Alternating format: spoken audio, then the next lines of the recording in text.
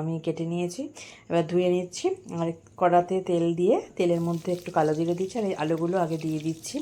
আর এরপরে আলুগুলোতে আমি একটু নুন দিয়ে দিচ্ছি, দিয়ে হালকাভাবে ভেজে নেবো। হালকাভাবে ভাজা যেই হবে আমি কিন্তু এই ডাঁটাগুলো দিয়ে দেবো, কারণ ডাঁটাগুলো আগে থেকে আর খুব বেশি কিন্তু এটা ভাজবো না, আগে থেকেও দিয়ে নিই। আলুটা হালকা ভাজা হলে ডাঁটাগুলো একটু হালকাভাবে ভেজে নেবো। আচ্ছা, এরপর আমি যে মশলাটা ইউজ করছি এখানে, এটা যে জিরে দিয়ে দিয়েছি, মানে সবজিটা বুঝে কিন্তু মশলাটা দিতে হবে।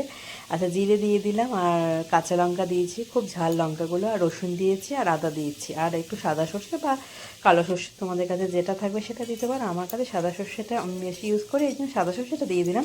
এরপর এটা হালকাভাবে কিন্তু একটুখানি নাড়াচাড়া করে নেবো, নামিয়ে নিলাম। এদিকে মশলা ভাজাটা একটু ঠান্ডা হলে মিক্সিতে গুঁড়ো করে নিচ্ছি, শিলেও গুঁড়ো করে নিতে পারো।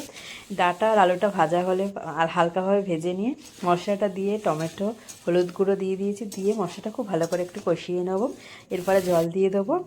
আমার তৈরি হয়ে গেছে মানে ডাঁটা তরকারি। এরকম তরকারিগুলো দারুণ হয়। যে দেখো, অল্প জল দিয়েছি, খুব বেশি জল দেওয়ার দরকার নেই, একটু মাখা মাখা হলেই নামিয়ে নেবো। তৈরি হয়ে গেল ডাঁটা আলুর এরকম মশলা দিয়ে একটা তরকারি, খুব ভালো লাগবে, অবশ্যই একবার ট্রাই করে দেখতে পারো।